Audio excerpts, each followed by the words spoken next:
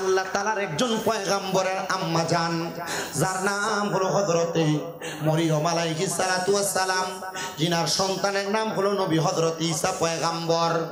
হযরতে মরিয়ম আলাইহিস সালাতু ওয়াস সালাম বলেন, মানুষ আমারে বাজে মন্তব্য করতেছে, আমি মরিয়ম যখন মানুষের কাছে আল্লাহ তাআলার ওয়াহদানিয়তের দাওয়াত দেই, মানুষ আমি মরিয়মকে পাগল বলে বলে খেপায়।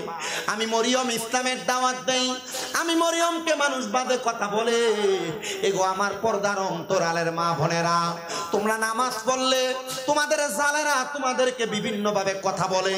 দেখবেন আমাদের সমাজে কোনো মানুষ যদি নতুন নতুন মসজিদে যায়, সে টুপি মাথায় দিয়ে রাস্তায় বের হলে মানুষ কয় কি নতুন করে মসজিদে আইতেছে নতুন মুসল্লি, টিটকারি করে টাসকারি করে।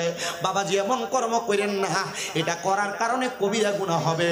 আর যারা কবিরা গুনাহ বেশি বেশি করে তাদের হায়াত কমে যায়।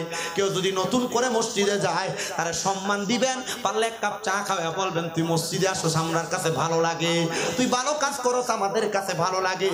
কিন্তু আমরা এটা করি না, আমরা মানুষকে টিটকারি করে বাজে মন্তব্য করে মানুষকে আমাদের থেকে দূরে সরাইয়া দেই। আল্লাহর নবী রহমতের নবী বলতেছেন, এ দুনিয়ার মানুষের দলেরা, তোমরা মানুষকে দুনিয়া এবং আখিরাতের মধ্যে ভালো কাজের দাওয়াত দাও। মানলাম ইয়া রাসূলুল্লাহ, ও নবী গো, তাহলে ভালো কাজের দাওয়াত দিলে আল্লাহ তাআলা জান্নাত দিবে? বলে হ্যাঁ। এবার নবীজি রাহমাতুল লিল আলামিন নবীর পর পূর্ববর্তী জামানায় ঈসা নবীর আম্মা বলেন, আমি মানুষকে এক আল্লাহর দাওয়াত দেই, আপনারা কেউ জবান বন্ধ রাখেন না, জবান ছেড়ে দিয়ে বলেন আমাদের আল্লাহ কয়জন? কথা কেন আল্লাহ কয়জন? ডান হাত তুলে বলেন কুল হুয়াল্লাহু আহাদ, বলেন কুল হুয়াল্লাহু আহাদ, বলেন আল্লাহ এক। আল্লাহ নবীরে দিয়া সাক্ষী দেয়, একবার জবান খুলে জোরে কোন আল্লাহ, ওই আল্লাহ এক। মরিয়ম আলাইহিস সালাতু ওয়াস সালাম বলে, জগতের মানুষ, আমি মানুষকে দাওয়াত দিতে লাগলাম আল্লাহ এক, মানুষও মানতে লাগলো আল্লাহ এক। কিন্তু অনেক বেঈমানেরা আমি মরিয়মকে আইসা টিটকারি করে। আমি মানুষকে বললাম, রে মানুষ, আল্লাহ যে তোমারে বানাইছে তুমি মানো? বলে না, আমরা মানি না, আমরা লাত এবং উজ্জার পূজা করব, আমরা মূর্তির পূজা করব। আমার আল্লাহর নবীজি রহমতের নবীজির আম্মা জান হযরত মরিয়ম ডাক দিয়া কয়, জগতের মানুষ, তোমরা যে এমন ভাবে আমার আল্লাহ তাআলাকে অস্বীকার করো, তোমরা কি জানো না আমার আল্লাহ তাআলা তোমাদের জন্য যন্ত্রণাদায়ক শাস্তি রেডি করে রাখছে। আল্লাহর নবী রাহমাতুল লিল আলামিন নবীজি, মদিনার কামলিওয়ালা দয়াল নবী, আমার নবী ডাক দিয়া কয়, জগতের মানুষ, ও দুনিয়ার মানুষের দলেরা, জানো রে হযরত মরিয়ম আমার আল্লাহরে মানুষের কাছে দাওয়াত প্রচার করার জন্য, আল্লাহর ব্যাপারে মানুষকে বিশ্বাস করানোর জন্য যখন দাওয়াত দিতে যায়, আমার মরিয়ম রে মানুষ বড় কষ্ট দিয়েছে, আমার মরিয়ম রে মানুষ বড় আঘাত দিয়েছে। মরিয়ম যা কয়, ও দুনিয়ার মানুষ রে, আমার আল্লাহ তোমারে বানাইছে, আমার আল্লাহ তোমারে খাওয়ায়, আমার আল্লাহ তোমারে পড়ায়, তোমরা কেন আল্লাহর ইবাদত করো না? তারা কয়, আমরা মানি না, আল্লাহ যদি আমাদেরকে দুনিয়াতে বানায় তো আমরা তো মা বাবার মেলামেশার কারণে দুনিয়াতে আসছি। না না না, মা বাবার মেলামেশাতে দুনিয়াতে আসো নাই। আমার আল্লাহ যদি না চায় তুমি কখনো তোমার মার উদরে আসতে পারবে না।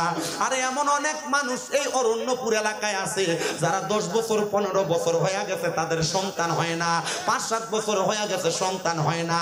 আরে স্বামী স্ত্রীর মেলামেশায় যদি সন্তান হইতো তাহলে আমার আল্লাহ তাআলার কুদরত বুঝতা না, আমার আল্লাহ যদি কবুল না করে কখনো সন্তান পাইতা না। হযরত মরিয়ম কয়, দুনিয়ার মানুষ, আমার আল্লাহ তোমরারে বানাইছে এই কথাটাই সত্য। ও দুনিয়ার মানুষ, আমি তোমাদের কাছে এটার একটা প্রমাণ দিয়া দিব।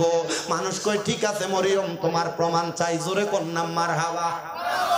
আল্লাহর কাদের পক্ষে যদি কোনো মানুষ প্রমাণ দিতে যায় তার পক্ষের মানুষ দেখবেন অটোমেটিক তৈরি হয়ে যায়। মরিয়ম কয়, আল্লাহ, ও আল্লাহ, আমি তো তারারে চ্যালেঞ্জ করলাম, আমি তারারে তোমার ওয়াহদানিয়তের প্রমাণ দিব। আল্লাহ, কেমনে তারারে আমি প্রমাণ দিতাম, তুমি একবার আমারে বলো না। আমার আল্লাহ কয়, মরিয়ম, আমি আল্লাহরে শুকরিয়া আদায় করার জন্য 2 রাকাত নামাজ আদায় করো। ও বাবা, আল্লাহরে খুশি করবার লাগে 2 রাকাত নামাজ পড়ে আপনার সন্তান হয় না, দেখবেন নফল ইবাদতের কারণে সন্তান দিব, বিপদ কাটে না। 2 রাকাত নামাজ পড়লে আল্লাহ সন্তান দিব, বিপদ কাটিয়ে দিব।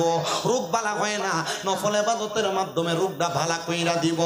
হযরত মরিয়ম কয়, আল্লাহ, দুই রাকাত নামাজ পড়লা, শুধু দুই রাকাত না গো, আপনি আল্লাহ যদি চান আমি আবার সারাটা জীবন আপনার দুই রাকাত করে নামাজ পড়ে কাটিয়ে দিব। আল্লাহ কয় মরিয়ম আমি আল্লাহ বললাম দুই রাকাত পড়ো। হযরত মরিয়ম কয় দুই রাকাত নামাজ পড়লাম। আমার আল্লাহ তাআলার বন্ধু হযরত মরিয়ম আলাইহিস সালাতু ওয়াস সালাম, ঈসা নবীর আম্মা জান, উনি বলেন আমি যখন দুই রাকাত নামাজ পড়লাম আমার আল্লাহ তাআলা আমারে কবুল কইরা নিছে। ওই কবুলের মাধ্যমে আমি নবুয়তের দাওয়াত দিই। এবার মরিয়ম আলাইহিস সালাতু ওয়াস সালামের আলমের মা হযরত ঈসা নবীর নানি, যার নাম হলো হযরতে হান্না। হযরত হান্না বলে আমি যখন দুনিয়াতে চলাফেরা করি আমার কলিজার টুকরা স্বামী উনি ছিলেন বাইতুল মুকাদ্দাসের ইমাম। বর্তমান ফিলিস্তিনে যেই বাইতুল মুকাদ্দাস, ওই বাইতুল মুকাদ্দাসের ইমাম ছিল ঈসা নবীর নানা হযরত হান্নার। এই হযরত হান্নার স্বামী উনি বলেন একজন ইমাম ছিলেন না, বাইতুল মুকাদ্দাসের ইমাম ছিল 5 জন। ধরে কন্যা কয়জন? 5 জন ইমামে বাইতুল মুকাদ্দাসের মধ্যে নামাজ পড়াইতেন। আমি যখন নামাজ পড়তে লাগলাম আমাদের গর্বের মধ্যে আল্লাহ তাআলা 21 বছর কোনো সন্তান দেয় নাই। কয় বছর?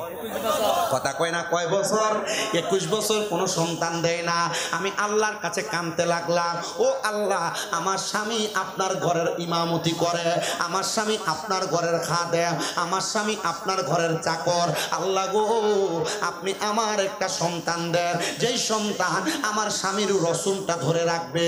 আমার আল্লাহ তাআলা হযরত ঈসা নবীর নানি হান্নারে ডাক দিয়া বলতেছে, ও গো হান্না মনে রাখবা গো আমি আল্লাহ তোমার একটা সন্তান দিব, তবে তোমার স্বামীর রসুল ধরে রাখার জন্য না, তোমার স্বামীর উরুস ধরে রাখার জন্য না, তোমার স্বামীর জন্য ইন্তেকালের পরে তুমি তোমার জীবন কাটানোর জন্য আমি তোমার একটা সন্তান দান করব।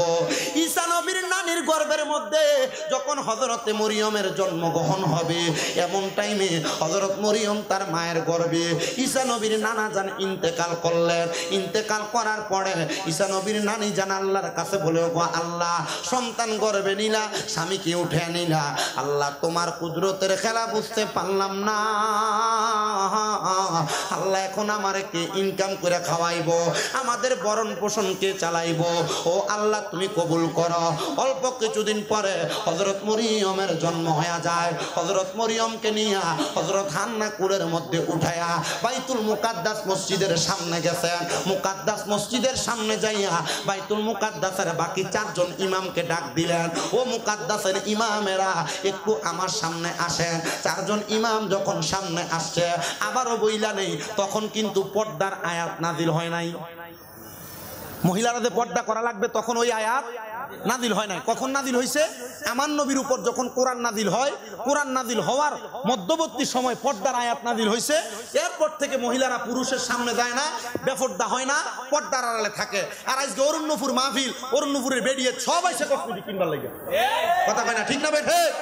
আর জামাই যদি 500 টি আর 1000 টি আইতে কসমেটিক কিনার লেগে দিছে না, মুখ একবারে ভুলে রাখছে বাক্য ব্যাংকের মতো। কথা কয় না খা মা, আমি চাই না অরণ্যপুর এলাকার কোনো মহিলা জাহান্নামে যাক, আমি চাই না অরণ্যপুর সহ এই কুমিল্লার কোনো মহিলা জাহান্নামে যাক। মা মনে রাখবেন, আপনার স্বামী ছাড়া আপনার চেহারা যদি কোনো পরপুরুষকে আপনি দেখান আপনি জাহান্নামী। বলে কেন? আল্লাহর নবী বলে একটা মহিলার চেহারা যদি 40 জন পুরুষ মানুষ দেখে ওই মহিলা জাহান্নামে যাবে। বলে কেন? বলে আদ-দাইয়ুসু লা ইয়াদখুলুল জান্নাহ, জান্নাতের গেটে লেখা থাকবে দাইয়ুস কোনোদিন জান্নাতে যাবে না। তা আপনারা যে পরপুরুষের সামনে যান আপনি জান্নাতে যাবেন কিনা আপনি চিন্তা করে দেখেন। আর আপনারা যারা এখানে বসছেন, আপনাদের যাদের বউ, আপনাদের মা, আপনাদের মেয়ে, আপনাদের বোন যারা বেপর্দা ঘুরে বেড়ায়, এদের কারণে আপনি জান্নাতে যাইতে পারবেন না। কারণ কি? একটাই মাত্র কারণ, এরা বেপর্দা ঘুরবে। কবরে যাওয়ার পর যদি প্রশ্ন করে পর্দা কেন করো নাই, তখন বলবে, ও আল্লাহ পর্দা করব কিভাবে? আমার স্বামী, আমার সন্তান, আমার ভাই আমারে আমার ফুতে পর্দা করায় নাই, আমি বেপর্দা ঘুরছি। আল্লাহর কসম করে বলি, ও অরণ্যপুরের ভাই বাবারা, আপনারা যদি আপনাদের স্ত্রী, আপনাদের মেয়ে, আপনাদের মাকে, আপনার বোনকে পর্দা না করান, এদের কারণে আপনারা দুজকে যাবেন। তো আপনি দুজকে যাবেন না জান্নাতে যাবেন, আপনার হিসাবটা আপনি একটু মিলিয়ে দেখেন। কথা কি বুঝতে পারছেন আপনারা? এই জন্য পর্দা বড় কঠিন বিষয়। আল্লাহ আমরা বুঝার তৌফিক দান করুক, আমিন কোন। আপনার কি কষ্ট হইতেছে? অল্প কিছুক্ষণ সময় আমি আমার ওয়াজটার ধারাটা ঘটনাটা শেষ করে আমি শেষ করে দিব। আমি বেশিক্ষণ ওয়াজ করলে বেশি কষ্ট হয়, কারণ গতকালকে রাত্রে ঘুমাইতে ঘুমাইতে প্রায় 2টা 2:30 বাজে গেছে। তা আপনাদের কাছে আবদার থাকবে, আগামীকালকে জুমার নামাজ পড়ে আমরা কালকে মাহফিল মনে চট্টগ্রাম, আপনারা শুধু দোয়া করবেন। ইনশাল্লাহ ধারাবাহিকভাবে কোরআন সুন্নাহর দাওয়াতগুলো প্রচলন থাকবে। আপনাদের এলাকারও সন্তানেরা আমার মাদ্রাসায় পড়ে, আমার যে মাদ্রাসাগুলো যে নূরপুর সমনিতে সাপাড়া রোডের মাথায় এন্দি আল হুসাইনিয়া মাদ্রাসা, এদিক দিয়ে মা ফাতেমা মহিলা মাদ্রাসা, ওই দিক দিয়ে জামিয়া নূরে মদিনা মাদ্রাসা, ওই দিক দিয়ে তাহফিজুল কোরআন মাদ্রাসা, ছাত্ররা পড়ালেখা করে। তা আপনাদের কাছে এতটুকু আবদার করব, যে কথাগুলো বলি আমলি জিন্দিগিতে বাস্তবায়ন করবেন। যদি আমল করেন ওয়াজ করে কামাল সাহেবের লাভ হইব, আর যদি আমল না করেন ওয়াজ করে লাভ হইব? কথা কই না, লাভ হইব? এই জন্য আমি অরণ্যপুর এলাকার মহিলাদেরকে বলবো, মা আপনার স্বামী ছাড়া, স্বামীর অনুমতি ছাড়া ঘরের বাহিরে যাইয়েন না। মহিলারা চিন্তা করে আমার জামাই তো ঘুমিয়ে থাকে, সকালবেলা আমি আমার ফুতেরে আমার জিয়ের স্কুলে দিয়া আমি তো বীর বাজার থেকে বাজারটা করে লইয়া চলে যাই, মাছ তরকারি কাঁচা তরকারি সবে আমি কিনা লই যাই। জি না, মহিলারা মনে রাখতে হবে, আল্লাহর নবী বলছেন কোন মহিলা তার স্বামীর অনুমতি ছাড়া বাবার বাড়িতেও যাইতে পারবে না। কথা কি বুঝতে পারছেন? একটা মহিলা তার স্বামীর অনুমতি ছাড়া বাবার বাড়িতে যাইতে পারতো না। আর এ বেডি জামাইরি ঘুমে রেখে পুরো এলাকা সরাইয়া চললে, এই কথা কন না কেন? বাস্তব না বাস্তব? অবশ্যই বাস্তব, আপনি কইলেও বাস্তব, না কইলেও বাস্তব। এজন্য মা বোনদেরকেও বলবো, আপনারা পর্দা করবেন স্বামী ছাড়া, কোনো পর পুরুষের সামনে যাবেন না। আমাদের সমাজে একটা কথা প্রচলন আছে, দেবরকে মহিলারা তাদের ছোট ভাইয়ের মতো মনে করে, বাদ বাইরা খাওয়ায়, খাওয়ায় না? দেবরের সঙ্গে মোটরসাইকেলের ফ্যাশনে ঘুরে, আসেনি? দেবরের গায়ে হলুদের অনুষ্ঠান কত সুন্দর করে মুখের মধ্যে হলুদ লাগায়, কিন্তু আল্লাহর নবী বলতেছে একটা দেবর তার বাবির জন্য কাল সাপের মতো, একটা দেবর তার বাবির জন্য মৃত্যু সমতুল্য। ভাইয়ের মতো বলা এটা আপনাদের সমাজে প্রচলন, কিন্তু ইসলাম বলে একটা ভাবি চাইলেও তার দেবরের সামনে যাইতে পারবে না। আর যদি যায় মনে করবা, মরিয়ম আলাইহিস সালামকে ওনার কুলের মধ্যে উঠাইয়া বাইতুল মুকাদ্দাস মসজিদের সামনে চলে গেছে, যে ডাক দিয়ে বলতেছে, এ বাইতুল মুকাদ্দাসের ইমামেরা, তোমাদের কাছে আমার আবদার, আমার মেয়েটার ভরণ পোষণ দেওয়ার মতো আমার কাছে এমন কোনো সাধ্য নাই, তোমরা কে আছো আমার মেয়েটার দায়িত্ব নিবা। বাইতুল মুকাদ্দাস মসজিদ বড় মসজিদ, ওই মসজিদের ইমামের মাইয়াকে লালন পালন করার জন্য সবাই রাজি থাকবে। 4 জন ইমাম কয় আমরা সবাই রাজি, তুমি চাইলে আমাদের কাছে দিতে পারো, কিন্তু 4 জনকে তো এক মেয়ে লালন পালনের জন্য দেওয়া যায় না, কেমনে দিবে? এবার হযরত হান্না বলে চলো একটা পরীক্ষা হয়ে যাক। হযরত হান্না তাদেরকে নিয়ে চলে গেলেন নদীর পার। বলতেছে আগে যে দোয়াত কলমে লেখা হইতো, দোয়াত কলমের কালিটা যেটা থেকে বের হইতো সেটা লোহার ছিল, ওই লোহার দোয়াত কলমটাকে বলে তোমরা 4 জন লিখক, তোমাদের দোয়াত কলমটা নদীর মধ্যে ছিটকে মারো, যার দোয়াত কলম ফিরে আসবে তার কাছে আমার মরিয়ম মানুষ হবে। লোহার জিনিস ফিরে আসার কথা না, 4 জন একসাথে লোহার কলমটা ফিরে মারছেন, কিন্তু মরিয়ম আলাইহিস সালামের একজন খালু ছিলেন, তিনি বাইতুল মুকাদ্দাস মসজিদের ইমাম ছিলেন।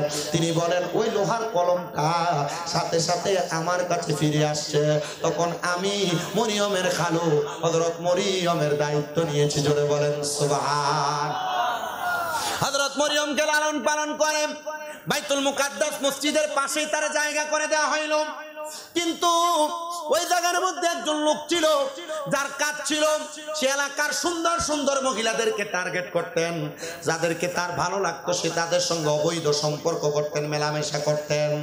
আল্লাহর নবী রহমতের নবী বলেন, যারা এমন জিনা ব্যভিচারের সাথে লিপ্ত, নিজের স্ত্রী থাকা সত্ত্বেও পর স্ত্রীর দিকে নজর দেয়, অন্য কোনো মেয়েদের দিকে নজর দেয়, আল্লাহর নবী বলতেছেন দুনিয়ার মানুষ তারা জিনাকারী, তাদেরকে জাহান্নামের মধ্যে কঠিন শাস্তি দেওয়া হবে। ইয়া রাসূলুল্লাহ আল্লাহ কেমন শাস্তি। এ বাবা, যারা এমন পরকীয়ার মধ্যে লিপ্ত আছো, সাবধান হয়ে থাকো। ঘরে স্ত্রী থাকার পরে অন্য কোন নারীর দিকে যারা নজর দাও, আল্লাহর নবী বলতেছে তাদের লজ্জাস্থানের মধ্যে আগুনের গরম রড লাগাইয়া দিয়ে তাদেরকে আগুনের মধ্যে সেক দেওয়া হবে। এই পর্দার অন্তরালের মহিলারা, তোমরা যারা স্বামী থাকার পরেও এমন ভাবে অবৈধ সম্পর্কে লিপ্ত আছো, তোমাদেরকেও মনে রাখতে হবে এটার কারণে আল্লাহ তাআলার জাহান্নামের আগুনের মধ্যে তোমাকে জ্বলা লাগবে। আল্লাহর নবী বলে একটা মহিলা 4টা কাজ করলে জাহান্নামে যাবে, এক জান্নাতের মধ্যে যাবে। 1 নাম্বার, ওই মহিলা যদি তার স্বামীর বাধ্যগত হয়ে চলাফেরা করে, নামাজ রোজা করে। তৃতীয়ত, তার মা বাবা, তার স্বামী শ্বশুর শাশুড়ি খেদমত করে। আর ওই মহিলা যদি পর্দা করে, এই 4টা কাজ করলে মহিলা জান্নাতে যাবে। আর একটা হাদিসের মধ্যে কয়, কোন মহিলা যদি তার জিহ্বা এবং লজ্জাস্থানের হেফাজত করে, ওই মহিলা জান্নাতে যাবে। এই জন্য আমার মা বোনেরা, যুবক ভাইরা, জিহ্বা এবং লজ্জাস্থানের হেফাজত করবা। নিজের স্ত্রী ছাড়া অন্যদের সঙ্গে মিলিত হওয়ার চেষ্টা করবা না। এটা জিনা ব্যভিচার। এটার হেফাজত না করলে আল্লাহ তাআলার জাহান্নাম তোমার জন্য অবধারিত। তিরমিজি শরীফের মধ্যে আল্লাহর নবীর হাদিস ঘোষণা। নবী আমার বলতেছেন পরবর্তী জায়গায়, শুধু তাই নয়, কোন মানুষ যদি দুনিয়ার জমিনে থাকা অবস্থায় বিবাহের পূর্ব মুহূর্তে কোন নারীর সঙ্গে মিলিত হয়ে যায়, এটার কারণে ওই মানুষ জাহান্নামে চলে যাবে। এবার আসেন আমার ভাইয়েরা, হযরত মরিয়ম বলেন, আমার দিকে ওই বাজে মানুষটা বাজে নজরে তাকায়। যখন আমার দিকে বাজে নজরে তাকায়, তখন আমি একদিন দুপুর বেলা গোসল করে আমার ঘরে প্রবেশ করতেছি। ওই হাসানি নামক লোকটা আমার ঘরের সামনে দাঁড়ায়া আমার দিকে বাজে নজরে তাকায়। তখন আমি তাকে বললাম, তুই আমার ঘরের মধ্যে প্রবেশ করিস না। এমন টাইম আমি দেখতে পাইলাম হঠাৎ করে আসমান থেকে একটা ঝড়ো হাওয়া নিচের দিকে নামছে। আর ওই ব্যক্তি আমার সামনে থাইকা একটা বাতাসের মতো বাড়ি খায়া দেয়ালের সাথে ধাক্কা লাইগা মাথা ফাইটা নিচে পড়ে ইন্তেকাল করেছে। হযরত মরিয়ম বলে, আমি তো মানুষকে বলেছি আল্লাহ তাআলা আমাদেরকে বানায় এটার সাক্ষী প্রমাণ দিয়ে দিব। এমন টাইমে আল্লাহ তাআলার ফেরেশতা আমি মরিয়মের ঘরের দরজার মধ্যে দাঁড়িয়ে গেছে। আমার ঘরের দরজায় দাঁড়ায় ডাক দিয়া কয়, আসসালামু আলাইকুম ইয়া মরিয়ম। যখন আমার সালাম দেয়, আমি সালামের জবাব দিলাম আর প্রশ্ন করলাম, মান আনতা, কে আপনি? আমাকে উনি জবাব দেয়, আমি হইলাম আল্লাহ তাআলার ফেরেশতা, যার নাম হলো মুআল্লিমুল মালায়েকা। আমি হইলাম হযরত জিবরাইল আলাইহিস সালাতু ওয়াস সালাম। ইয়া জিবরাইল, আপনি কেন আমার ঘরের দরজার মধ্যে আগমন করলেন? জিবরাইল ডাক দিয়া বলতেছে, অন্য কোনো কারণে আসি নাই। আল্লাহ বলেছে, আল্লাহ তাআলার ওয়াহদানিয়ত, আল্লাহ তাআলার তাওহীদের দাওয়াত দেওয়ার জন্য, সাক্ষী দেওয়ার জন্য। তোমার কাছে নাকি মুনাফিকরা প্রমাণ চায়, আসো আমার সামনে আসো। হযরত মরিয়ম জিবরাইলের সামনে দাঁড়াইলেন। জিবরাইল বলে, ও মরিয়ম, তুমি তোমার জবানটাকে একটু হা করো, মেরে ফেলো। হযরত মরিয়ম তার জবানটাকে মেরে ফেললেন। জিবরাইল তার মুখের মধ্যে একটা ফুৎকার যখন করলেন, হযরত মরিয়ম বলে, ওই ফুৎকারের সাথে সাথে আমার গর্ভে আল্লাহ তাআলা একটা সন্তান দান করে দিয়েছে। বলেন সুবহানাল্লাহ। এলাকার মানুষ হযরত মরিয়মকে বাজে বলা শুরু করলেন, এ মরিয়ম কি করলাম? স্বামী নাই, বিবাহ হয় নাই, পেটে সন্তান আছে কিভাবে? বলে, এটা আমার আল্লাহর কুদরত। আল্লাহ চাইলে স্বামী ছাড়াও সন্তান দিতে পারেন। মারহাবা কর। তবে এই যুগে চলে না। এই যুগে যদি স্বামী ছাড়া সন্তান আসে, মানুষ এটাকে জিনাখোর মহিলা বলে ডাকবে। কথা কোন না, ঠিক কিনা? শোনেন আমার বাবারাম, হযরত মরিয়মকে মানুষ বাজে কথা বলে, মন্দ কথা বলে। হযরত মরিয়ম বলে, বাজে কথা মন্দ কথাগুলা শুনে শুনে আমি মরিয়ম আল্লাহর কাছে নামাজ পড়ে পড়ে দোয়া করি, আল্লাহ মানুষ আমারে বাজে বলে, মন্দ বলে, আমার কাছে ভালো লাগে না। ও আল্লাহ, তুমি আমারে কবুল করে নাও। আমি মরিয়মকে মানুষ যে বাজে বলে, এটা আমার কাছে বড় বোঝা বোঝা মনে হয়।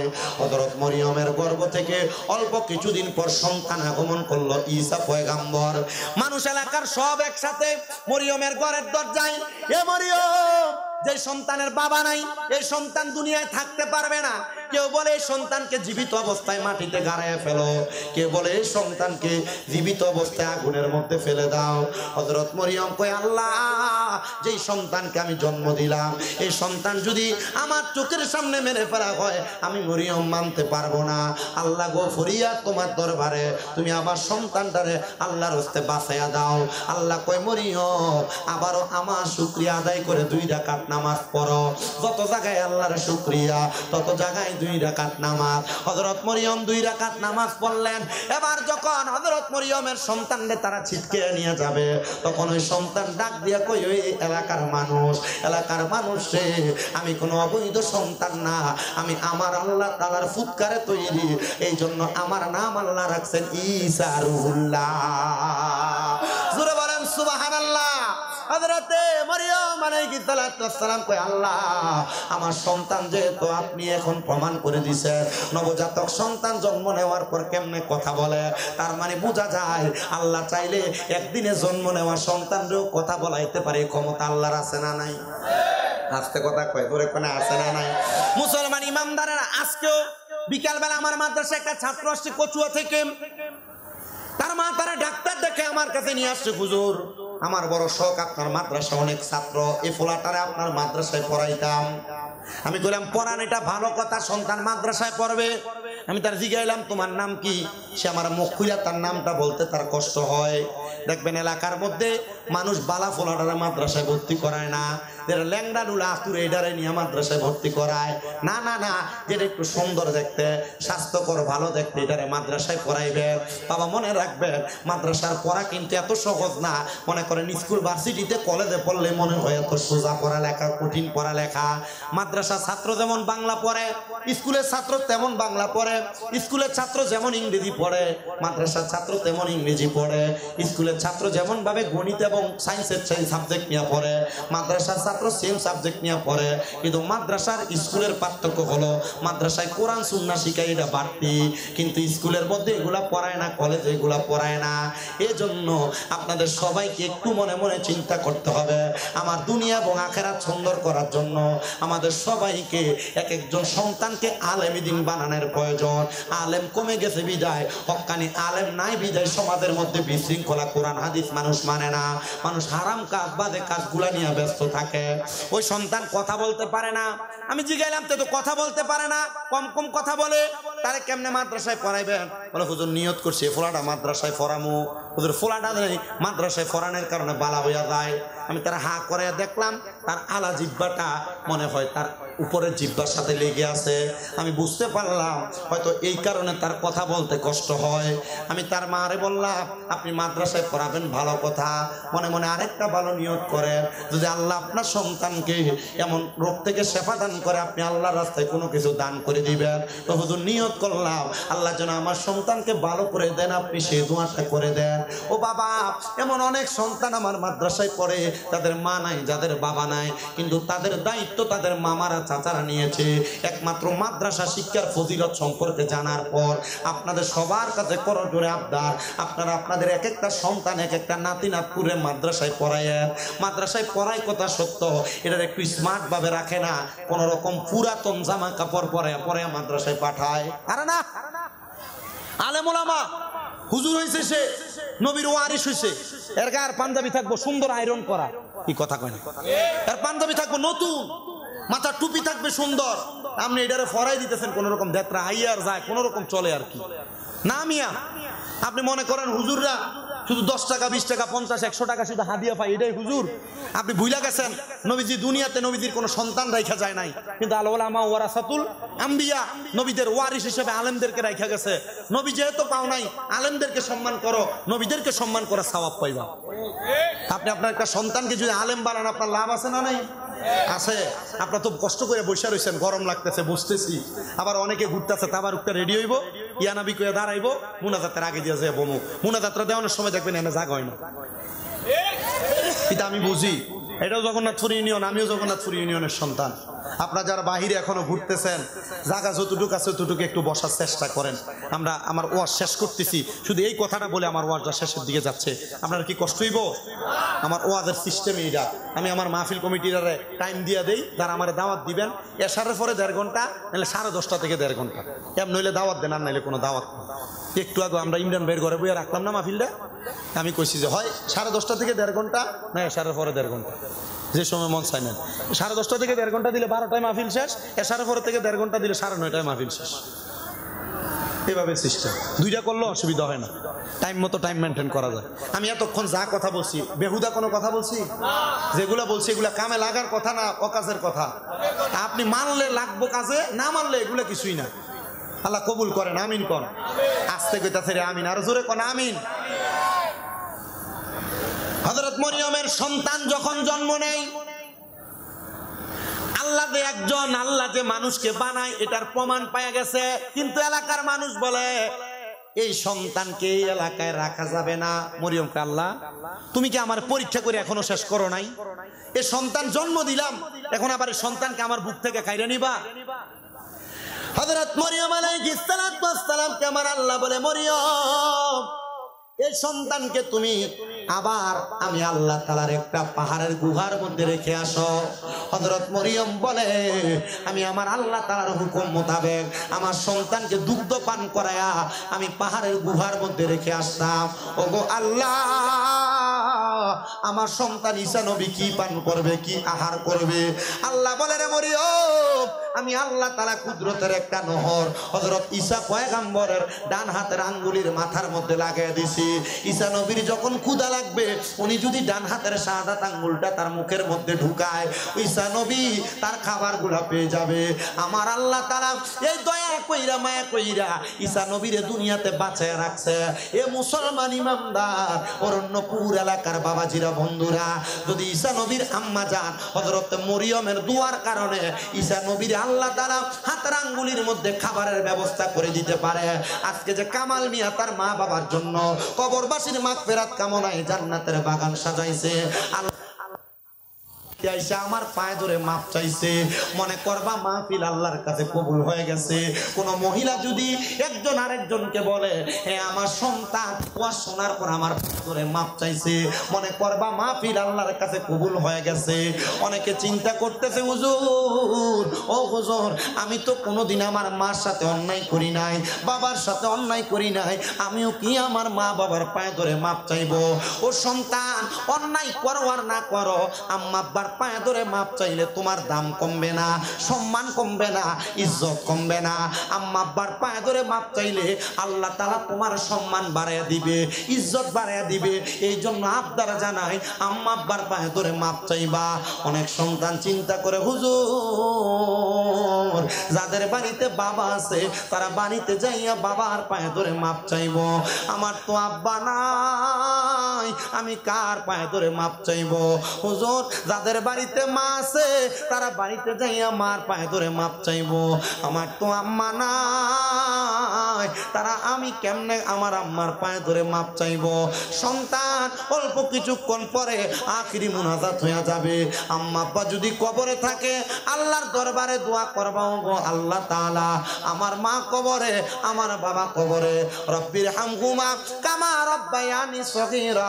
আল্লাহর নবী বলতেছে, কোন সন্তানের মা বাবা মারা যাওয়ার পরে ওই সন্তান যদি আল্লাহর দরবারে চোখের মনি কোঠার মধ্যে একটা মাছির মাথা পরিমাণ পানি ছাইরা দিয়া কান্দে, ওই পানি মাটিতে পড়ার আগে আমার আল্লাহ তার মা বাবার জীবনের গুনাহ মাফ করে দেয়। কামাল মিয়ার মা কবরে, কামাল মিয়ার বাবা কবরে, তাদের জন্য দোয়া চাই, এত সুন্দর মাহফিলের ইন্তজাম করেছে। ওগো আল্লাহ, আজকের মাহফিলের উসিলায় উনি সহ এই অরণ্যপুর এলাকা সহ যত মানুষ আজকের মাহফিলে শরীক হয়েছে, আল্লাহ প্রত্যেকের মা বাবার কবর জান্নাতের বাগান বানায়া দাও। ও আল্লাহ, যারা এখনো মা বাবার কাছে মাপ চাইতে পারে না, আল্লাহ তাদেরকে মা বাবার কাছে ক্ষমা চাওয়ার তৌফিক দান করে দাও। এ সন্তানের দলেরা, আমি আজকের ওয়াজের একটা ধারাবাহিকতা বলে দিয়ে যাই, 7 বিষয় ঈমান আনলে জান্নাতি, আল্লাহর প্রতি, ফেরেশতার প্রতি, কিতাবের প্রতি, রাসূলের প্রতি, আখিরাতের প্রতি, তাকদীরের ভালো মন্দের প্রতি এবং কিয়ামত দিবসে আল্লাহ আবার উত্তোলন করবে তার প্রতি। আরেকটা বিষয় বলে দিয়ে যায়, যদি আপনার সব বিষয় ঈমান আছে কিন্তু আপনি মারে ভাত দেন না, বাপরে ভাত দেন না, ইমান দিয়া কোনো লাভ হবে না। কারণ ইমানের মজবুত যেই জায়গাটা, যেই গাছের গোড়ার মধ্যে পানি দিলে গাছ জীবিত থাকে, আপনি আপনার গোড়াকে মেরে ফেলেছেন, আপনার মা বাবার মনে কষ্ট দিয়ে রাখছেন। কোন সন্তান যদি তাদের মা বাবার মনে কষ্ট দিয়া 5 ওয়াক্ত নামাজ পড়ে কবুল হবে না, রোজা রাখে কবুল হবে না, হজ যাকাত দান সদকা করে কবুল হবে না। এজন্য সবার কাছে করজোরে আবদার জানাই, আপনারা সবাই সব সময় আম্মা আব্বার কাছে ক্ষমা চাইবেন, মাপ চাইবেন। আল্লাহ যেন যাদের মা বাবা বেঁচে আছে আম্মা আব্বার কাছে ক্ষমা চাইয়া আল্লাহর জান্নাত অর্জন করার তৌফিক দান করে পড়েন আমিন। আর যাদের মা বাবা ইন্তেকাল করেছে, সন্তানেরা আবদার করি মা বাবা কবরে কেমন আছে আপনি জানেন না। আল্লাহ নবী বলেন, কোন সন্তানের মা বাবা ইন্তেকাল করার পরে ওই সন্তান যদি তার মার জন্য বাবার জন্য প্রত্যেক বৃহস্পতিবার আসরের নামাজের পর থেকে শুক্রবার জুমার দিন মাগরিবের নামাজের আগ পর্যন্ত মা বাবার কবরের সামনে যাইয়া হাত তুলে বলে রব্বির হামহুমা কামা রব্বায়ানি সগীরা, পশ্চিমটা পিছ দিয়া মা বাবার মুখের দিকে ফিরা দোয়াটা করতে দেরি আমার আল্লাহ তাআলা তার মা বাবার কবরের আযাব মাফ করতে দেরি হবে না। আপনাদের যাদের মা কবরে বাবা কবরে, আপনারা সবাই এমন ভাবে মা বাবার জন্য দোয়া করবেন আর আল্লাহ এবং রসুলের প্রতি ইমানটা ঠিক রাখবেন। কোন ইমান চোর যদি আপনার ইমান চুরি করতে আসে তাদের দিকে কান দিবেন না। আল্লাহ আমাদের সবাইকে এমন কর্ম সম্পাদন করার তৌফিক দান করুন, জোরে পড়েন আমিন। আসলেন নবী এই দরাতে রহমত বরকত নিয়ে। ইবনে মালিক, তুমি তোমার কবরের জন্য আখিরাতের জন্য কি তৈরি করেছো? আনাস ইবনে মালিক কান্দে আর ডাক দিয়া কই, নবী গো, ও দয়ার নবী, মায়ার নবীজি, আমি এমন কিছু রেডি করতে পারি নাই, তবে একটা জিনিস রেডি করেছি। আমার অন্তরে আপনি হাবিবের প্রতি ভালোবাসা আছে, আপনি নবীর প্রতি মোহাব্বত আছে। আমার নবী বলে, আনাস ইবনে মালিক, এই ভালোবাসা দিয়া তুমি কি করবা? নবী গো, আপনি নবীর প্রতি অসংখ্যবার দুরূদ আদায় করব। আমার নবী বলে, আনাস ইবনে মালিক, যত বেশি দুরূদ আদায় করবা তত বেশি রহমত পাইবা, আল্লাহ তাআলার জান্নাতে আমি নবীর তত কাছাকাছি থাকবা। ইয়া রাসূলুল্লাহ, বুঝতে পারলাম গো নবী, তাহলে আপনি বলেন না, আপনি নবীরে কবরে আমার ইন্তেকালের পরে কোথায় পাবো? ও গো নবীজি, আপনার কোন উম্মত যদি হাসরের ময়দানের মধ্যে ধরা খায়া যায়, মানে ফুলসিরাতের পারে ধরা খায়া যায়, আপনি নবী কি আপনার ওই উম্মতের বাঁচাইবেননি? মুসলমান, ও নবীর উম্মতের দলেরা, আপনি আমি যখন ফুলসিরাত নামক জায়গার সামনে চলে যাব, একটা ব্রিজ যেমন চওড়া থাকে, ফুলসিরাত কিন্তু তেমন চওড়া থাকবে না। একটা চুল যেমন চিকন, তার চাইতে আরো চিকন, তরবারি চাইতে ধারালো থাকবে ফুলসিরাতটা। ফুলসিরাতের নিচে আমার আল্লাহর 8টা জাহান্নামের হাবিয়া নামক জাহান্নাম সাজাইবো, 7টা জাহান্নামের হাবিয়া নামক জাহান্নামকে সাজাইবো। ওই জাহান্নামের মধ্যে আপনি যখন পইরা যাবেন, আপনি হাহাকার করতে থাকবেন। আল্লাহর নবী বলে, ওই ফুলসিরাতের সামনে আমি নবীর কোন উম্মত যদি আমি নবীর স্মরণ করে, আমি নবী ফুলসিরাতের সামনে উম্মতরে বাঁচানোর জন্য হাজির হয়ে যাব। এত আস্তে করে না, জোরে কোন সুবহানাল্লাহ। আনাস ইবনে মালিক বলে, ইয়া রাসূলুল্লাহ, একই সময় যদি আপনার কোন উম্মত মিজানের পাল্লার কাছে ধরা পড়ে যায়, নবী গো, আপনি নবীরে মিজানের কাছে পাবেনি। আমার নবী বলে, আনাস, আমি নবীর কোন উম্মত যদি মিজানের পাল্লার কাছে আমি নবীরে স্মরণ করে, আমি নবী ঘোষণা করলাম আমি নবী মিজানের পাল্লার কাছে দাঁড়ায়া যাব। ইয়া রাসূলুল্লাহ, আপনার কোন উম্মত যদি হাউজে কাউসারের কাছে আপনাকে স্মরণ করে, আপনি বলেন না আপনার উম্মত আপনার সে জায়গায় পাবেনি। আমার নবী বলে, আনাস, যদি হাউজে কাউসারের কাছে স্মরণ করে আমার উম্মত আমি নবীর সে জায়গায় পাবে। আনাস ইবনে মালিক বলেন, ইয়া রাসূলুল্লাহ, ইয়া হাবিবাল্লাহ, একই সময় যদি 3 জন উম্মত 3টা জায়গার মধ্যে বিপদে পড়ে যায়, আপনি নবী বলেন না আপনার উম্মত আপনি নবীরে কই জায়গায় পাবে? 3 জায়গায় 3 জন যদি বিপদে পড়ে, আপনি একজন নবী কি করবেন?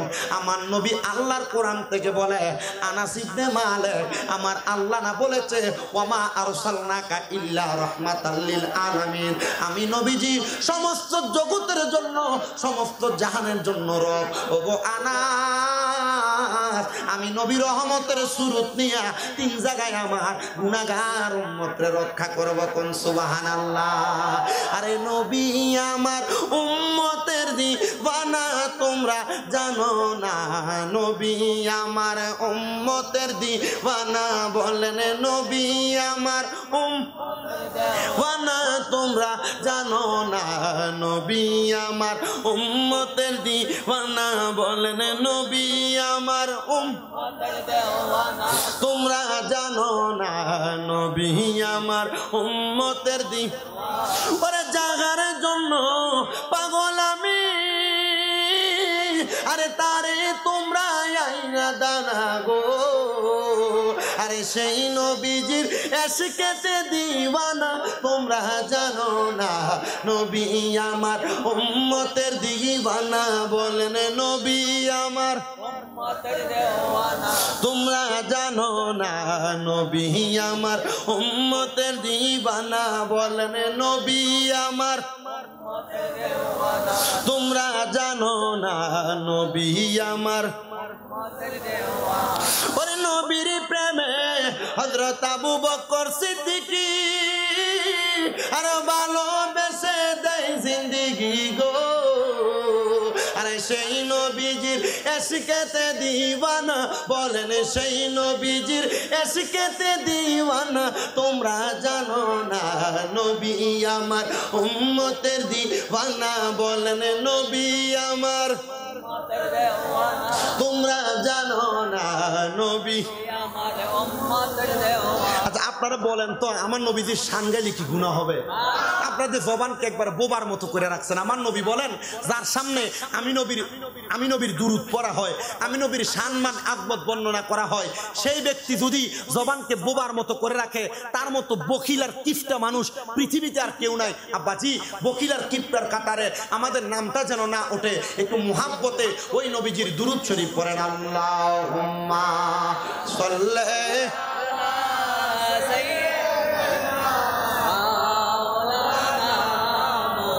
وعلى آل سيدنا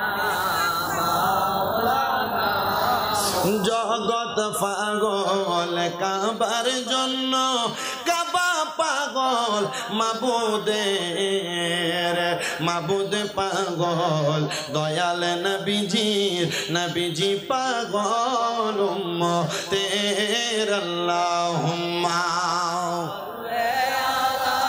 سيدنا مولانا محمد وعلى آل سيدنا আনাস ইবনে মালিক বলে, ইয়া রাসূলুল্লাহ, তাহলে আপনার কোন উম্মত যদি একই সময়ে 3 জায়গায় বিপদে পড়ে যায়, আপনি নবী কি 3 জায়গায় উম্মতকে বাঁচাইবেন? আমার নবী কয়, আনাস, আমি নবী একই সময় 3 জায়গায় রহমতের সুরত নিয়ে আমার উম্মতকে বাঁচাইব। আমার নবী বড় খুশি হইলেন, সাহাবায়ে কেরাম বড় খুশি হয়ে গেলেন। এবার আমার নবী রাহমাতুল লিল আলামিন নবীর সাহাবায়ে কেরাম বলি, ইয়া রাসূলুল্লাহ, আখিরাত নামক জায়গাটা কেমন হবে, কত ভয়ঙ্কর হবে আপনি বলেন না। নবী বলে, রে আমার সাহাবায়ে কেরাম, এমন ভয়ঙ্কর হবে আখিরাতের অংশগুলা। কবরের মধ্যে যখন কোনো মানুষকে প্রথম রাত্রির জন্য রাখা হবে, মানুষগুলা বড় ভয়ে আতঙ্কিত হয়ে যাবে। মানুষগুলা দুনিয়ার জমিনের মধ্যে কোনো চিন্তা চেতনা থাকবে না।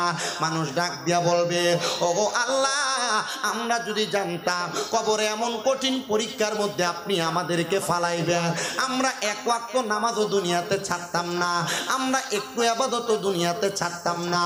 ও আল্লাহ, একটা বার আমাদেরকে সুযোগ করে দেন, আমরা যেন দুনিয়ার জমিনের মধ্যে যাইয়া আবার বেশি বেশি ইবাদত কইরা আবার আমরা কবরে ফিরে আসতে পারি। আল্লাহ বলবে, বান্দা, ও আমার বান্দার দলেরা, তোমরা তখন এমন কোন সুযোগ পাবে না। এ আমার সাহাবায়ে কেরাম গো, আমার আল্লাহ তাআলা এমন প্রত্যুত্তর দিবে। সাহাবায়ে কেরাম এমন ভাবে কান্দে, আমার নবীর সামনে বেহুশ হয়ে পড়ে গেছেন।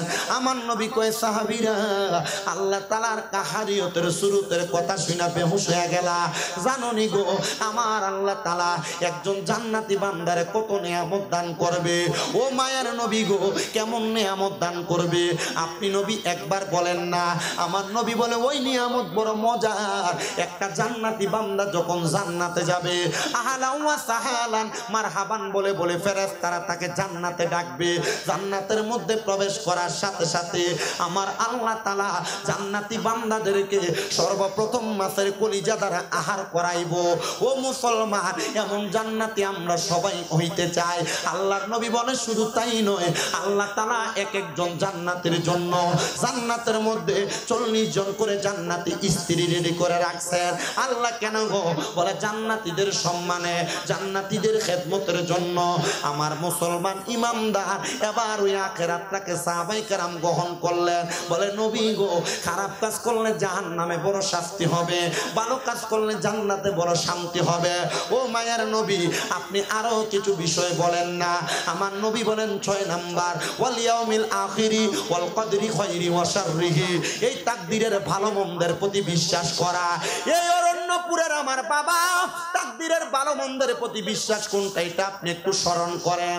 আপনার এলাকার, আপনার বয়সে ছোট ব্যক্তি লাখ লাখ টাকার মালিক হয়ে গেছে, আবার আপনার এলাকার আপনার বয়সে অনেক বড় ব্যক্তি, সেই ব্যক্তির কাছে 1 টাকা 2 টাকাও নাই, পরের বেলা কি খাবে তার এটার কোনো গ্যারান্টি নাই।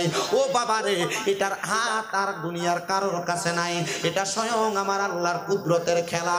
আল্লাহ কয়, বান্দা আমি যার তাকদীরটারে ভালো রাখছি, আমি তারে দুনিয়াতে ভালো রাখি, আমি যার তাকদীরটারে খারাপ করেছি, আমি তারে দুনিয়াতে খারাপ রাখছি। কিন্তু আল্লাহ কয়, বান্দা লা ইউকাল্লিফুল্লাহু নাফসান ইল্লা উসআহা। আবার আল্লাহ কয়, লা ইউকাল্লিফুল্লাহু নাফসান ইল্লা উসআহা। আল্লাহ কয়, বান্দা আমি কারোর সাধ্যের বাহিরে কোনো কিছু চাপাইয়া দেই না। আপনি মনে করেন আপনি 300 টাকা ইনকাম করেন, হয়তো আল্লাহ তাআলা আপনারে কম কামাই দেয়। আপনি মনে করেন আপনার পাশের একজন 3000 টাকা ইনকাম করে, আল্লাহ মনে হয় তারে বাড়াইয়া দেয়। না না না, আপনি যতটুকু আপনার সাধ্যে আছে ততটুকুই পাবেন। আপনি আল্লাহর কাছ থেকে যা নিয়ে আসছেন আপনি তাই পাবেন। আল্লাহ কয়, আমি কারোর সাধ্যের বাহিরে কোনো কিছু চাপাইয়া দেই না। তুমি যা কিছু গ্রহণ করতে পারবা আমি আল্লাহ তোমারে তা দান করি। বেশি পাওয়ার জন্য আকাঙ্ক্ষা করার দরকার নাই। আপনি আল্লাহ তাআলার ইবাদতে মশগুল হয়ে থাকবেন। আল্লাহ কয়, বান্দা যদি আমারে রাজি খুশি করতে পারো, আমি আল্লাহ তোমার অফুরন্ত নিয়ামত দিয়ে ভরপুর করব। জোরে জোরে বলেন সুবহানাল্লাহ। এই জন্য তাকদীরের ভালো এবং মন্দের প্রতি বিশ্বাস। অ্যাক্সিডেন্ট করছেন, ঘর তুফানে উড়ে নিয়ে গেছে, কঠিন মুসিবত আপনার আসছে, কঠিন রোগে আক্রান্ত হয়ে গেছেন, বিশ্বাস করবেন আল্লাহ আপনি এটা আমার জন্য ভালো মনে করছেন, আপনি আমার কঠিন রোগ দিছেন, ঘর উড়ে নিয়ে গেছেন, অ্যাক্সিডেন্ট করছেন, আল্লাহ যা করাইছেন তার উপর আমি সন্তুষ্ট, কারণ আপনি আমার উপর কি মনে করছেন? কথা কয় না তো, ভালো মনে করছেন। আবার আল্লাহ আপনার অসংখ্য সম্পদ দিছে যা আপনি আশা করেন না, আল্লাহ আপনার অসংখ্য টাকা পয়সা দিছে যা আপনি আশা করেন না। রাস্তা দিয়ে চলতেছেন, আল্লাহ তাআলা হঠাৎ করে এমন একজন ব্যক্তির সাথে সাক্ষাৎ করে দিছে যার মাধ্যমে আপনি লাখ টাকার মালিক হয়ে গেছেন। আপনি এমন পাওয়ার টাকা পয়সার মালিক হওয়ার যোগ্য না। আল্লাহ কয়, বান্দা আমি খুশি হইলে অযোগ্য মানুষকে যোগ্যতার আসন দান করি। সুবহানাল্লাহ, ধরে পড়বেন না? বলেন তাইলে এটা কি? কথা কয় না তো, এটা কি? আরেকটা কথা মনে রাখবেন, তাকদীরের ভালো মন্দ কথা সত্য। পৃথিবীতে অনেক মানুষ টাকা ইনকাম করে, কারোরটা হালাল, কারোরটা আস্তে কয়, কারোরটা হালাল, কারোরটা হারাম। হারাম টাকা লাখ লাখ টাকা কামাই করে দেখবেন রাতকে আরামে ঘুমাইতে পারে না। আবার দেখবেন দৈনিক সারাদিন রিক্সা চালায়, কামাই করে 300, 400, 500, এর মতো আনন্দে আর আরামের ঘুম দুনিয়ার কেউ ঘুমাইতে পারে না। এসির তলে এত আরাম নাই 300 টাকা কামাই করা ব্যক্তি যত আরামে ঘুমায়, কারণ তার টাকা হালাল। কথা কন না, তার টাকা কি? হালাল। এজন্য তাকদীরের প্রতি বিশ্বাস রাখবেন। আল্লাহ যেটা আপনার জন্য ভালো মনে করছে আল্লাহ সেটাই করছে। আল্লাহ আমরা এটাই চাই যেটা আপনি আমাদেরকে নির্ধারণ করে দিয়েছেন। আল্লাহ কবুল করেন, জোরে পড়েন আমিন। মুহাম্মদে কন্যা আমিন। ওয়াল কদরি খায়রি ওয়া শাররিহি। সর্বশেষ 7 নাম্বার ওয়াল বাসি বাদাল মাউত। এ আল্লাহ তাআলা আপনাকে দুনিয়াতে জন্মগ্রহণ করাইছেন, এ আল্লাহ আবার আপনারে মৃত্যুবরণ করাইব। আবার মৃত্যুবরণ করার পর ওয়াল বাসি বাদাল মাউত, মৃত্যুর পর আবার উত্তোলন করবে। সেই তকদির আল্লাহ যে আপনাকে উঠাইবে সেটার প্রতি আপনাকে বিশ্বাস রাখা লাগবে। যে আপনি দুনিয়াতে যেমন খুশি তেমন ফুর্তি করতেছেন, আপনি মনে করতেছেন মরার পর দেহ গলে যাবে, মরার পর শরীর নষ্ট হয়ে যাবে, মনে হয় কবরে যাওয়ার পর আমার আর কোনো হিসাব নাই। না না না, আমার আল্লাহ তাআলা জানায়া দেয় বান্দা ওয়াল বাসি বাদাল মাউত, যখন তোমার মৃত্যুর পরে তোমারে উত্তোলন করা হবে, আমি আল্লাহ তাআলা বিশাল একটা হাসরের ময়দান সাজাইব। ওই হাসরের ময়দান যখন আমি আল্লাহ তাআলা সাজাইব, হাসরের ময়দানে বাবা যেমন ভাবে উঠবে, মা তেমন ভাবে উঠবে, সন্তান তেমন ভাবে উঠবে, এলাকার সব মানুষ একরকম ভাবে উঠবে। ইয়া রাসূলুল্লাহ, নবী গো, মানুষগুলা হাসরের ময়দানে কেমনে থাকবে? আমার নবী বলেন হাসরের ময়দানে মানুষগুলা এমন ভাবে থাকবে, তাদের শরীরের মধ্যে কোনো জামা কাপড় থাকবে না, একবার উলঙ্গ অবস্থায় হাসরবাসীরা হাসরের ময়দানে উঠে যাবে। ও মায়ার নবী গো, হাসরের ময়দানে যখন উঠে যাবে তাদের অবস্থাটা কেমন হবে? বলে একবারে হাতের এক বিঘত উপরে আল্লাহ তাআলা এক এক করে 12টা সূর্যের তাপ তাদের মাথার মধ্যে দিবে। তাদের মগজগুলা টকবক করে করে ফুটে ফুটে তাদের কান দ্বারা, তাদের নাক দ্বারা, তাদের চোখের গালিচা দ্বারা, তাদের জিহ্বা দ্বারা, মুখ দ্বারা তাদের চোখ, তাদের মগজগুলা বেয়ে বেয়ে পড়বে। আল্লাহর নবী বলে হাসরের ময়দানে মানুষগুলা তাদের চোখগুলা একবারে সূর্যের দিকে তাকায় তাকায় রাখবে। তারা যখন উপরের দিকে তাকায় থাকবে, হাসরবাসীরা উলঙ্গ, মা উলঙ্গ, সন্তান উলঙ্গ, বাবা উলঙ্গ, কেউ কি কাউকে দেখবে না। আরে কেউ কারোর দিকে তাকাইব দূরের কথা, তারা নিজের নফসি নিজে নিজে করবে। হাসরের ময়দানে তারা সুন্দর করে দাঁড়ায়ও থাকতে পারবে না। এমন অনেক মানুষ থাকবে, হাসরের ময়দানটা ঘামের সাগর, একবারে অতুল গহব্বর থাকবে। মানুষের হাঁটু পরিমাণ ঘাম থাকবে, কারোর নাভি পরিমাণ ঘাম থাকবে, আবার কারোর বুক পরিমাণ, কেউ ঘামের সাগরে সাঁতার কাটবে। নবী গো, এমন মানুষদের পরিচয় দেন না। আল্লাহর নবী গো, তারা কেউ না, তাদের পরিচয় হলো ইন্নাল্লাযীনা কাফারু মিন আহলিল কিতাবি ওয়াল মুশরিকিনা। তারা এমন মানুষ নিশ্চয় যারা কুফরি করে। কুফরি কোনটাকে বলে? আল্লাহর সঙ্গে শিরিক করা, নবীর শানের উপর কারোর শান উঠে দেওয়া, নবীর সঙ্গে বেয়াদবি করা, এগুলা কুফরি। নবীর শানের ব্যাপারে বাজে মন্তব্য করা কুফরি। এমন কুফরি যারা করে, কোরআন অবমাননা যারা করে, আল্লাহ অবমাননা যারা করে, হাসর মিজান ফুলসে রাতকে যারা অবমাননা করে, তারা কুফরি করে। আর কুফরি যারা করে তারা কাফের হয়ে যায়। আল্লাহর নবী কয় ইন্নাল্লাযীনা কাফারু মিন আহলিল কিতাব, এবং যারা আহলে কিতাবের অন্তর্ভুক্ত। আহলে কিতাব কারা? তাদের পরিচয় কি? তারা শুধু আল্লাহরে মানে, তারা নবী মানে না, তারা হাদিস মানে না, তারা শুধু বলে কোরআনে আছে, নবীর হাদিসের ব্যাপারে তারা বিশ্বস্ততা রাখে না। বাংলাদেশে এখনো কুমিল্লার এই সাইডে আহলে কিতাব আসে নাই। যদি আসে রে বাবা, আপনাদের কাছে এমন কথা বলে বলে আপনার ঈমান হরণ করার চেষ্টা করবে। এই জন্য আহলে কিতাবদের থেকে আমাদেরকে দূরে থাকতে হবে। নবী রাহমাতুল লিল আলামিন নবী আমার বলে, উম্মতের দলেরা শুনে রাখো, দুনিয়ার উম্মতের দলেরা, আল্লাহ তাআলা ওই আহলে কিতাব যারা, তাদেরকেও কঠিন শাস্তি দিবে। মিন আহলিল কিতাবি ওয়াল মুশরিকিনা, এবং যারা শিরিক করে, আল্লাহ ছাড়া কাউকে সেজদা দেয়, আল্লাহ ছাড়া কারোর কাছে চায়, আল্লাহ ছাড়া কারোর উপাসনা করে, ওই ব্যক্তি যারা ওয়াল মুশরিকিনা ফি নারি জাহান্নাম খালিদিনা ফিহা, তাদেরকে আমার আল্লাহ তাআলা জাহান্নামের মধ্যে রাখবে। শুধু একদিন দুই দিন না, আল্লাহর নবী বলেন জাহান্নামের মধ্যে খালিদিনা ফিহা, চিরস্থায়ী বাসিন্দা হয়ে থাকবে। এ মুসলমান, আল্লাহর নবী শুধু এই কথা বলেন না, আল্লাহর নবী আল্লাহর কোরআন থেকে বলতেছে উলাইকা হুম শাররুল বারিয়া, এরা হইল দুনিয়ার সবচাইতে নিকৃষ্ট ব্যক্তি, বাদে ব্যক্তি। যারা কুফরি করে, যারা কাফের হয়, যারা মুশরিক, যারা শিরিক করে, যারা আহলে কিতাবের অন্তর্ভুক্ত, শুধু মরণের কত দিন বাকি, আমার মরণের কত দিন বাকি, আমি জানিলাম না গো আল্লাহ। দিন বাকি হঠাৎ আজরা ইলাশিয়া যেই দিন হস্তে দিবা দরি তখন আমার মনাবাই করবে লোকা চুরি আমি জানিলাম না গো আল্লাহ মরণের কত দিন বাকি আমার মরণের কত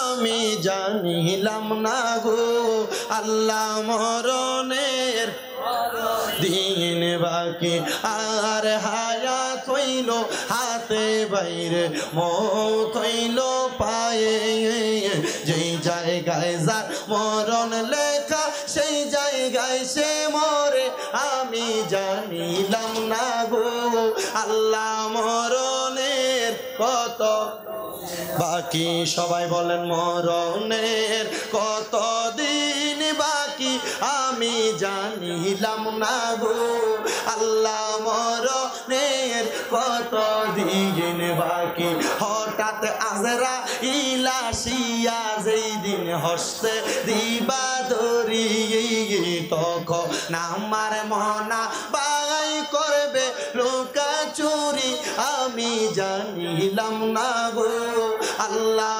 মরণের কত দিন বাকি আর 30 পারা কোরআন বাইরে মনে রাইখো তো কোন জায়গায় কোন হরফ লেখা রাখিও খবর আমি বুঝিলাম না গো আল্লাহ মরণের কত দিন বাকি আল্লাহ যেন কবুল করে মরণের আগে ঈমান নসিব করে জোরে কোন আমিন আচ্ছা আরেকটা কথা বইলা নেই তারা যে তাবারুক দিবে আপনারা হই হুল্লোড় করেন না 1 নাম্বার 2 নাম্বার আপনারা যারা এখানে বসছেন এদিকে দে ওইদিকে দে বইলা হই হুল্লোড় করেন না আমার একটা তাবারুক দেওয়ার সিস্টেম আছে সারা বাংলাদেশে অসংখ্য ভক্ত আছে আমার যারা আমার মাহফিলগুলোতে কখনো আজ পর্যন্ত তাবারুক নিয়ে মারামারি আর পিটাপিটি হয় না কেন হয় নাই আমি আদব এবং শৃঙ্খলা বজায় রেখে দিচ্ছি আপনারা 2 3 4 ওরা নিয়ে আসেন 2 কাতার 3 কাতারে একজন একজন করে ঢুকবেন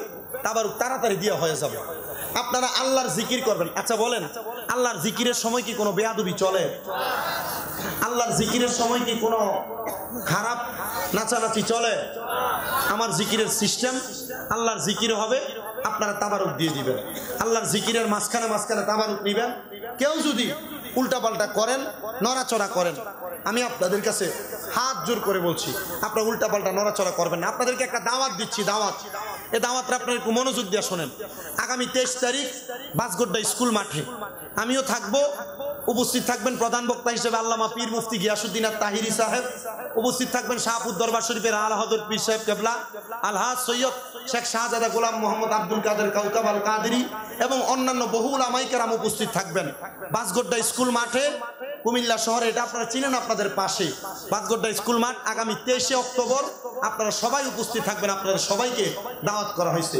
তার আগে সবাই একটু মহাব্বতে একবার সূরা ফাতিহা 3 বার সূরা ইখলাস কয়েকবার দুরূদ শরীফ পড়েন আউযুবিল্লাহ আল্লাহ আল্লাহ আল্লাহ আল্লাহ আল্লাহ আল্লাহ আল্লাহ আল্লাহ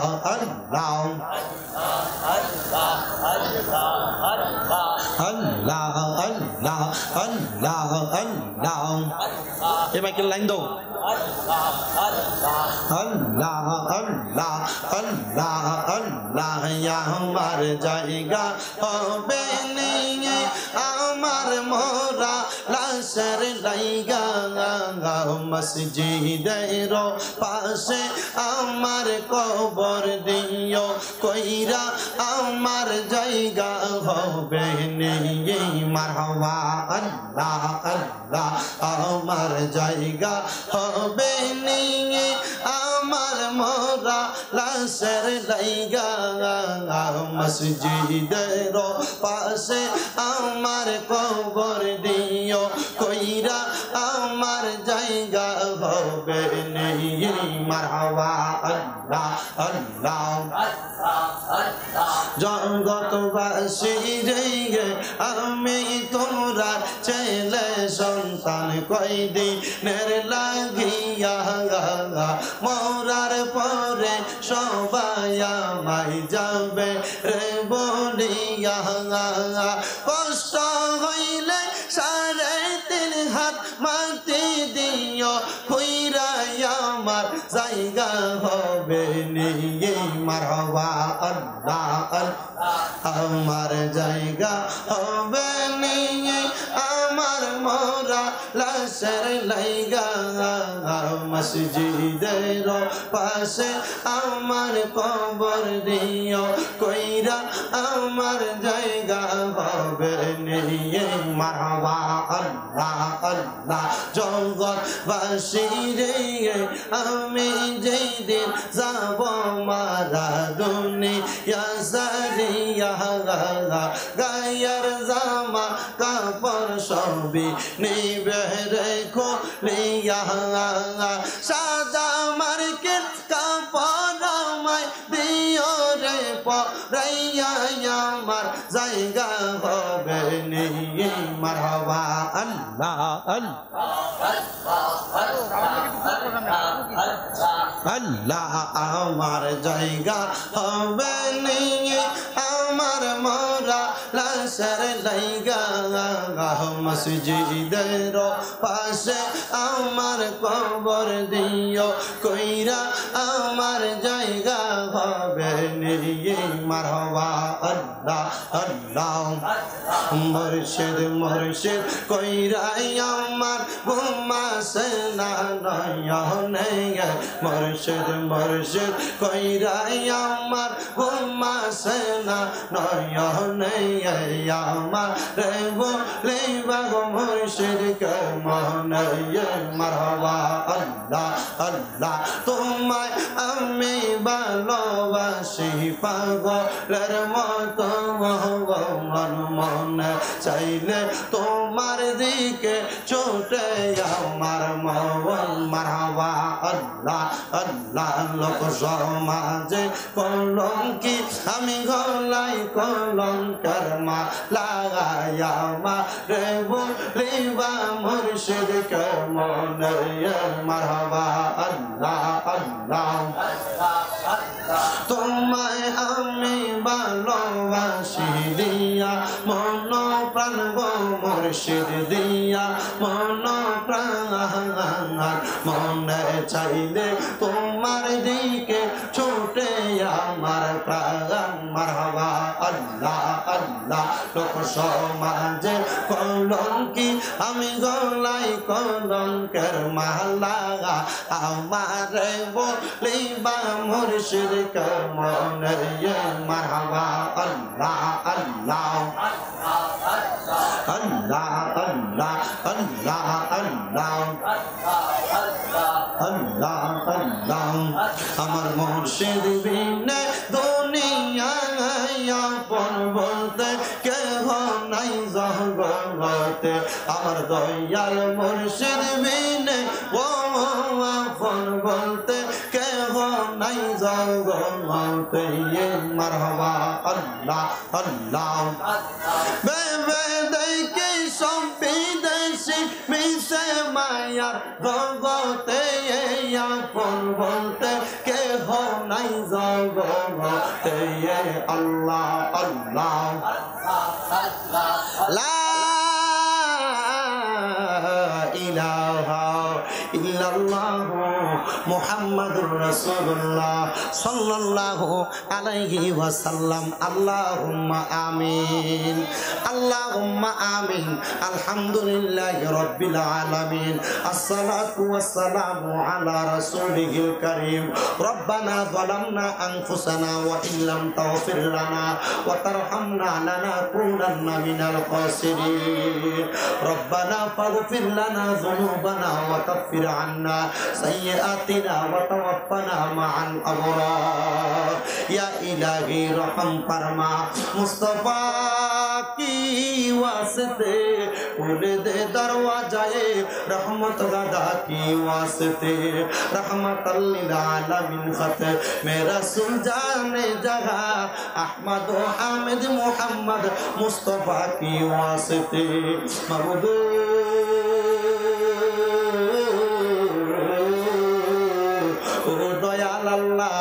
একটু রহমতের নজর কইরা তাকিয়ে দেখেন গো আল্লাহ, এই অরণ্যপুর এলাকায় জনাব কামাল মিয়ার বাসভবনের মধ্যে মা বাবার জন্য দোয়ার ইন্তজাম, কবরবাসীর মাগফিরাত কামনা কইরা এত সুন্দর কইরা জান্নাতের বাগান সাজাইয়া আজকে আমার সঙ্গে উলামায়ে কেরাম, দাড়ি পাকা মুরব্বী বাবারা, যুবক নওজোয়ান ভাইয়েরা, ছোট্ট ছোট্ট মাসুম বাচ্চারা, পর্দার অন্তরালের আমার কত মা বোনেরা, জীবনের গুনাহগুলো মাফ করানোর জন্য আল্লাহ তোমার শাহিন শাহী পাক দরবারে দুইটা হাত বাড়াইছে।